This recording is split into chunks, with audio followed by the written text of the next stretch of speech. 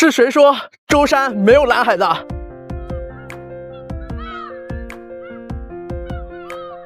去一座小众冷门到邪门的海岛逛吃一天是种怎么样体验？真不开玩笑，朋友们，今天咱们去的是金堂岛。首先，它作为一个海岛，你在网上查一下它的美食攻略，你会发现在前面的竟然不是海鲜，而是牛肉。其次，它也是我国在建的最长海底高铁隧道的起点，建成之后从宁波到舟山只要26分钟。然后它也是每一个人来舟山的必经之路。去年的时候呢，胡歌、刘诗诗、成龙还来这边拍过综艺。哎，你就说这样的地理位置，这样的条件，直到现在，不管你什么时候来，你在这边都看不到几万游客。我现在在的就是他们的柳锦古街，可以看到没有人，所有的店面都是关着的。这边古镇有很多的停车场，而且还配备了这个充电桩，但是就是没有人，你说奇怪吧？来金堂先来吃一下这家开了几十年的胡记牛杂，点的是35一碗的牛骨头面。有一说一啊，它这35块钱的牛骨头还挺多的。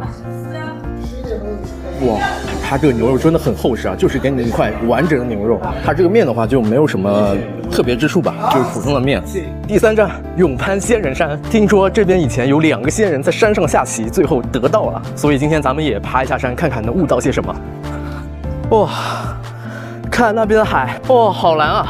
从上往下看真的很漂亮。刚刚在山上的时候看这边海都是蓝的，所以直接到这边的海旁边来看一下。哇，这海水真的是碧蓝碧蓝的。这边还有不少的山羊，这个羊不会咬人吧？这么多羊，哇，这些小羊仔真的好可爱啊！我刚才试图跟他们交流一下，有只小羊一直盯着我，听得懂我说的话吗？哇，真的在回应我啊！哇，好蓝好蓝啊！前面还有个灯塔，再往前开点是一条海上公路，尽头还有个小渔村。夏日的海岛此刻真的有具象化的感觉。像金堂岛的海的话，今天的海特别好看，但是它没有那种下脚的地方，就是你不能下去玩，这个还是挺遗憾的。OK， 今天的最后一站，重头戏来了啊！哦，不是我后面这个啊，重头戏，金堂的贵州牛肉火锅也是金堂特色，没错，你没有听错，来舟山品正宗贵州黄牛肉火锅。这个听起来怪怪的，但确实啊，贵州黄牛肉火锅在金堂确实是特色。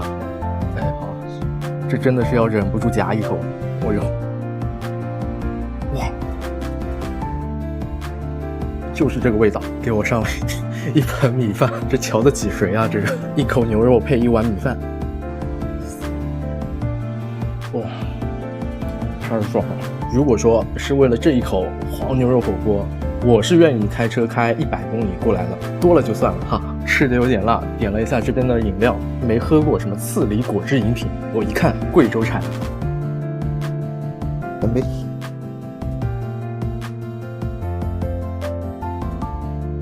有种枇杷和梨结合的味道啊！干饭，巨香！哇，这牛肉，哇，这顿饭吃了105，我个人感觉这个价格还是挺合适的啊。咱们本次的旅程也是收官了，来做个结尾。我个人感觉金堂岛的话，它并不是一个旅游型的城市。那如果你是刚好来舟山玩，那不妨花上半天的时间下个高速，哎，来这边逛一逛，吃一吃，我个人感觉还是非常不错的。那么咱们本期旅程到这里结束了，下期再见，拜拜。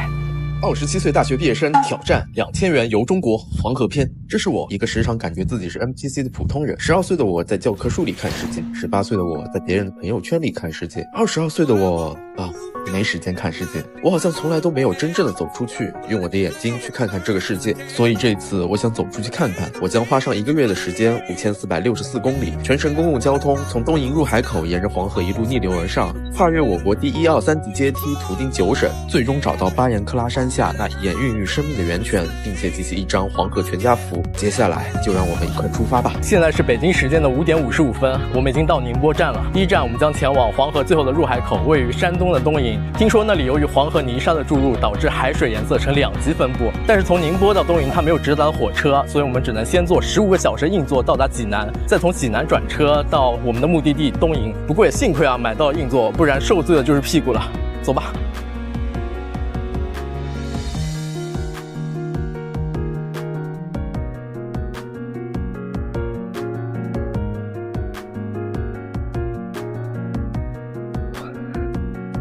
我我定的是一个上铺的位置，但是这个上铺的空间真的好小啊。然后我现在的身体是躺着的，因为它完全坐不起来，比我之前坐过的绿皮的上铺空间要小很多。我们先在下面坐一会儿，待会儿睡觉的时候再上去。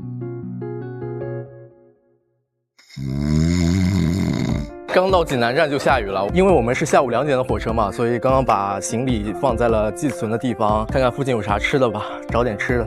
我现在才知道超一星原来是一个快餐店。之前不是去枣庄的时候嘛，外卖点了一个那个超一星把子肉，然后评论区有很多朋友跟我说这个是济南的特产，点了这边的把子肉、虎皮青椒，再加一块豆皮。这把子肉比我上次外卖点的好吃一点。哇，这个肉汁再配上这个肉，配上这个饭，绝了，一点都不腻。现在是下午的1点半，准备上火车。这2个半小时不过还好，只有2个半小时。哎呦，我这腰终于到了。下了一会儿雨又停了，这里给我感觉有种城乡结合部的感觉。东营也是整个山东省最年轻的城市，背靠咱国内第2大油田胜利油田，人均 GDP 全省第1。但是人均嘛，我和雷总也是人均福布斯。现在有点晚了，我们距离入海口还有88公里的距离，所以今天肯定是去不了了。我在网上订了一间82块钱的酒店，我们先去看个酒店盲盒，走。哇，这感觉还不错。射灯，然后这边是各种灯光，大床，这个是可以工作休息的吧台。哇，还有一个小沙发，真不错。82块钱的酒店还是全屋智能的。带大家看一下浴室，这个是马桶，看一下，哇，也挺智能的，还挺干净的。给大家看一下，真的是全屋智能。按一下，哇。大家觉得这个盲盒开的怎么样呢？我个人感觉真的很值。好了，经过这1天的奔袭，咱们总算是到了东营啊。等到明天的时候，我们再去黄河东营入海口。但是我刚刚在手机上看了没有公交，但是我又看攻略说有公交，所以到时候还要研究研究。那么今天我们就好好休息，拜拜。一觉睡醒，我又看一下地图，地图上并没有显示出怎么坐公交车到黄河入海口，所以我又问了一下周边人，他们说可以坐30路公交，然后我又关注了他们的那个公交公众号，它是定点公交，刚好错过了一班，它下一班就是在下午的1点半，然后它过去的话是需要2个半小时。有句话说得好，船到桥头自然直。现在这边随便逛逛吧，找点吃的地方，吃完之后再想想别的办法。这一条街都是些吃的，看看随便找一家吧。刚刚没有路上，我讲了一大堆，我第一次才知道原来还有这种卷的凉皮，以前都没吃过。真的好辣，吃到后面这边一半是面皮，一半是这个料，吃它的都出汗了。最后一口。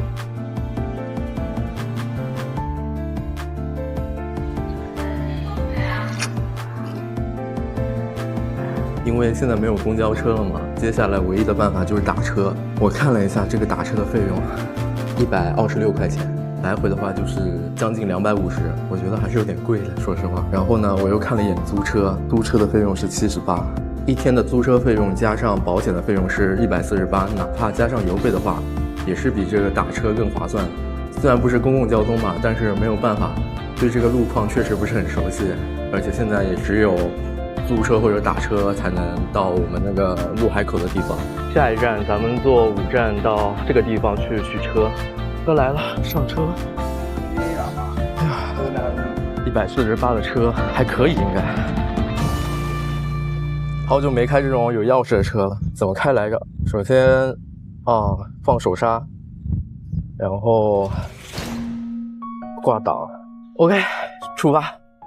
在去目的地的路上，车辆越发的稀少，一路上没有村落，只有大片的湿地，工整的道路和人烟稀少形成了鲜明的对比。这是我在网上找到不同时间段东营黄河入海口的卫星图像。东营作为黄河三角洲地区，年均承载黄河沙量 9.28 亿吨，巨量的泥沙淤积在河口，使得东营每年不断有新增的土地。虽然有了土地，但是由于大部分是盐土，不适合种植和居住，反倒成了野生鸟类的最佳居所。每年的冬季，还有大量的鸟类长途迁徙到这里。由此，国家也在1992年在黄河三角洲设立自然保护区，其面积相当于1/5的东营。所以这也解释了为什么我们一路上并没有看到过多人为居住的原因，反而都是大片的湿土。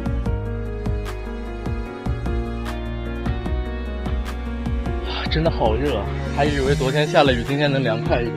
我们现在位置是在这里，这样看起来这个还挺长的。走吧，进去看看。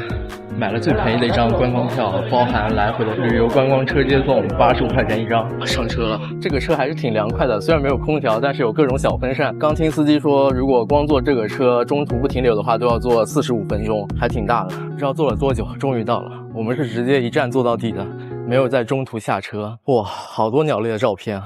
亚洲及黄河三角洲的天鹅，这天鹅的脖子好粗啊！哇，黄河入海口的标志。这前面就是黄河了，这边摆了很多防洪的沙袋，看这边黄河的水都溢出来了。本来东营入海口这边有一个鸳鸯锅的景观，黄河的水和这边渤海的海水的颜色混在一起，但是又没有完全交融，所以产生了这种两色鸳鸯锅。但是因为前面的小浪你在泄洪，所以为了安全考虑，这边的游船就暂停了，前面都被淹了。哎，大爷，您这边是每年现在这个时候都是这样子吗？啊，它今年的水比较大，比去年大，这一年一半啊。今年特别大。哎，今年它上个月雨水给打住了。现在的黄河入海口每年还以2到3千米的速度推进渤海，100年之后东营能与大连接通，6000年后可以填满整个渤海。黄河最后经过华北平原流入东营，挟天下山川湖海之势，敢做填海之功。在这个黄河边上还有一个建筑啊，望远楼，然后走上去还能更直观的看到这个黄河。黄河望远镜，啥也看不到。这是啥？这么现代化。这边还有一个7D 影院，但是需要额外的花钱，我们就不去看了。第一站我们集邮了一张黄河最终形态的照片，下一站我们将前往黄河9曲18弯的最后一弯，位于河南开封的兰考县。没想到开局就坐了8个半小时的车，唉，我的屁股。来杭州旅游不做攻略，找陪玩带我们玩一天，还可以帮忙撑伞、做攻略，提供满满的情绪价值，是一种什么样的体验？我真的要发疯了！现在是2点06分，我是从1点半等到现在，差不多等了36分钟嘛，还没来。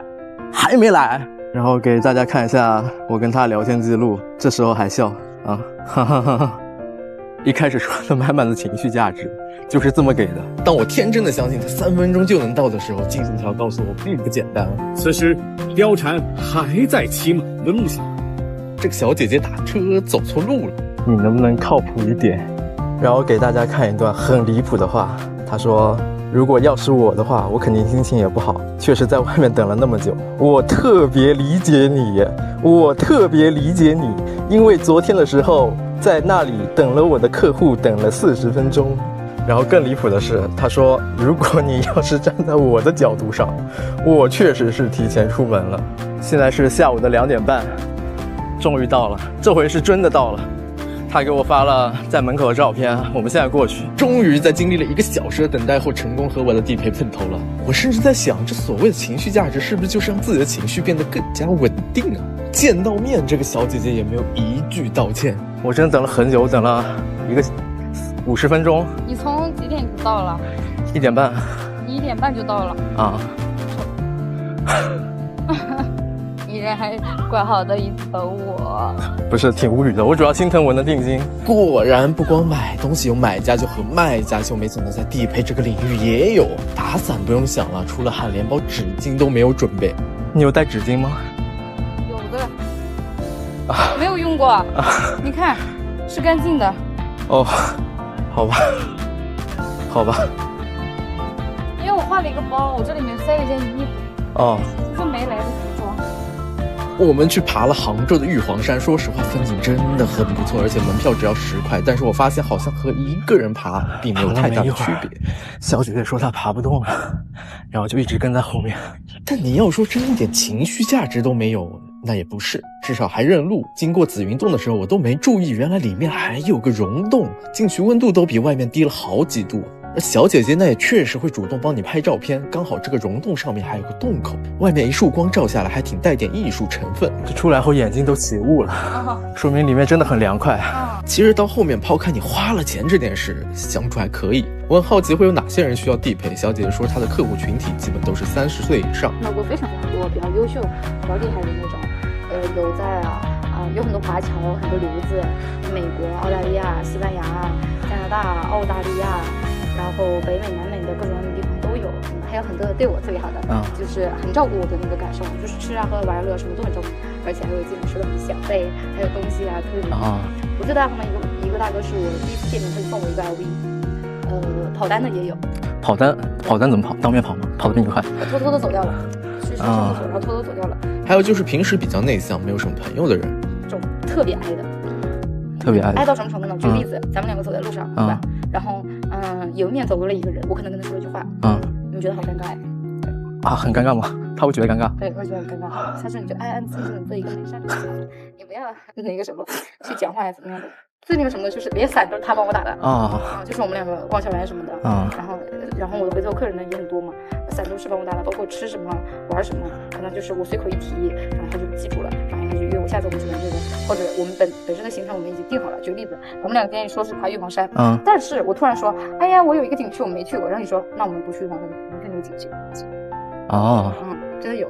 那么到后面的时候还发生一个小插曲，就是当时下雨了我们要回去的路上，前面的车他追尾了，他追尾的时候他下车忘记了他的手刹，直接导致他那个车溜车把我的车给撞了。那当时就是又去处理了这种交通事故。那在这个过程中，这个小姐她其实也在一边说什么没事这种话嘛，我觉得还挺好的。然后呢，我们聊天过程中她是说她一天都没有怎么吃饭我当时就动了恻隐之心，我觉得这个事故处理了挺久的，也挺不好意思的，我就想说那我请你吃个饭吧然后他说好，然后我们就去吃饭但是没有想到吃完饭后他跟我说咱们去吃饭这个路程的这个时间，然后吃饭的这个时间也是算在那里面的。当然这个也不是他的问题就是可能他们整个行业就是这样的哪怕是我当时是觉得他没吃饭，我这个觉得不好意思请他吃个饭什么的，那在他眼里就可能会觉得是不是这个单主他希望我陪他吃这顿饭，然后希望我跟他多相处一点。所以当时听到他说这个过程也收费的时候，我其实还是有点小无语的但说实话，今天这个杭州之旅其实对我来说体验感是很差的，也没有满足我这个情绪价值那么看我这条视频的朋友们觉得这次旅程值不值得呢？大家可以发在评论区讨论一下，咱们下期再见，拜拜。浙江海岛自驾露营第1期。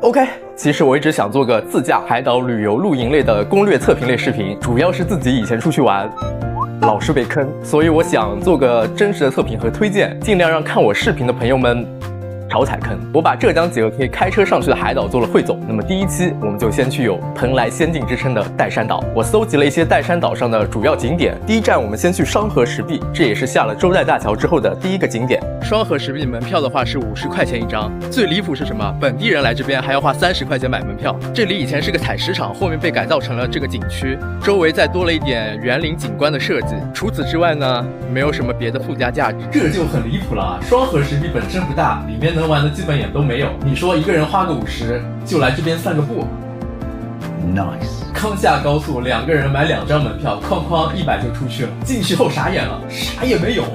出来后再收个10块钱停车费。你说这体验感能好吗？第2站去的是魔星山景区，这也是岱山最高的山。魔星山的门票的话是30块钱一个人，这里的停车场是免费的，但是我还是不建议开车上来。对于这样的收费景区，我觉得更适合那种寺院爱好者或者是徒步爱好者来这个地方，可以欣赏一下风景。如果是开车上来的话，那完全失去了买票的意义。山上风景还不错，但是因为在岱山还有一处可以看风景的地方，而且免费，所以就会显得这边性价比不高。接下来去的是岱山的另一个岛秀山岛，那里有个蓝白小镇，还有一片免费的沙滩。这个蓝白小镇本身是不收费的，唯一收费的就是它这个停车场，半个小时内是免费的，超过半个小时每小时收费5块钱。今天来的时候这边刮大风了，所以大家如果要来这边的话，一定要提前看好天气，不然的话你就会吃到满嘴的沙子。正常来讲，这边的海水颜色应该是那种，按照咱们美术生的话来说，是那种马尔代夫色的那种偏绿的绿色。可能是因为今天刮大风原因，所以这个海水颜色还是整体有点偏黄的。你要是问能不能出片，虽然今天天气不好，但是照片嘛， P一 P 还是能用的。旧山还有一个比较有名的地方就是华泥公园，这也是当年跑男来过的地方，现在看起来好像还没开业，所以我也没有进去。我在网上看的门票价格的话是20块钱一张，用无人机的视角看下来，感觉这个地方可能更适合有小孩的带小孩来这边玩。接下来我去的是岱山岛上的灯塔博物馆，博物馆的外形也是个灯塔的样子，挺有特色，刷身份证就可以进去，里面是各种老式灯塔设备和一些灯塔的历史。一座岱山岛，半幅灯塔史，灯塔在岱山岛的影响力是举足轻重的，在这里拍照打卡也是个不错的选择。沿着海岸线一路向东，接下来整条都是岱山比较精华的自驾路段。朋友们，在去陆兰琴沙路上，我发现了有一大片的油菜花田。虽然现在这个季节油菜花已经有点谢了，但是看上去还是很好看。走在这条路上真的很解压。唯一需要注意的就是这边会有很多那种小的飞虫，还是挺烦的。除此之外，我找不到这个地方有任何的一个缺点。这个东海郊野公园也是不需要买门票的，直接免费进就好了。往前一直走到底的话，就是岱山这边比较著名的一个书店——文芬书店。书店内的装修不错，没有强制消费，如果走累了坐坐也是可以的。书店的旁边就是陆兰琴沙。陆兰琴沙的门票的话是30块钱一张，进去的话里面有一大片的沙滩。但还是那个问题啊，就是这30块钱收完之后，其实里面并没有很多配套设施，就是你进去纯拍个照，玩个沙滩啊，最多加一个那个祭坛、定海神针。那我觉得不如蓝白小镇更有性价比，而且蓝白小镇的出片不会比陆兰琴沙的差。在陆兰琴沙的对面，我还发现了一个新晋的地标建筑，长得和火炬一样矗立在那里。进去看，发现里面是一个咖啡厅，在这里欣赏一下周边的环境倒是还不错。但如果你想问这里的咖啡味道怎么样，我只能用我喝过的经验来跟你说，比水多了点奶味，比奶茶少了点甜味，比正常咖啡缺了点香味，还和星巴克一样的马内。哎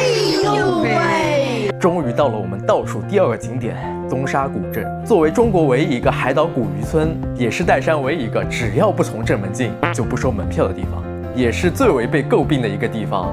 正常来说，门票价格的话是30，但是关键在于它4面8方都能进啊。里面配套的设施的话比较少，只有零星的几个店在营业。但是里面有个海洋渔业资源博物馆，我个人认为真的是这个博物馆拯救了整个东沙古镇。本身这个博物馆它是不收费的，唯一需要注意的是它有午休时间，不要跑空。里面有非常多的海洋动物的标本，光鱼类、螺类就不下100种。进去一趟真的还挺长知识的。之前提到过有比摩星山更适合看风景的一个地方，没错，就是安澜阁。相比较人均30的门票，安澜阁是不收费的，而且对于想运动但是又不想太运动的朋友来说也是非常友好的。整体上的话，10分钟不到就可以登顶。阁楼里面是一些关于岱山的非遗文化民俗节目，而且安澜阁4面都可以俯瞰整个岱山，不管是看日出日落都是非常不错的体验。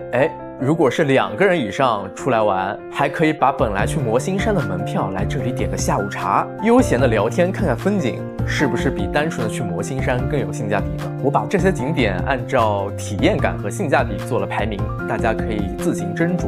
最后给大家推荐一个适合露营看日出的好地方。本来我想推荐的是岱山的燕窝山，但是这几天天气有点不太好，所以我一直没有去拍。所以舟山的马木风车营地成了最好的平替。虽然不在岱山岛，但是在出岛的那条高速公路下面，非常的近。约上3两好友一起出发，最美的风景在路上，最好的人在身边。我们每一次的出行是撒野之旅，也是人生之旅。5一之旅即将开始，也欢迎你来到岱山，感受这场特别的旅行。我们下期再见，拜拜。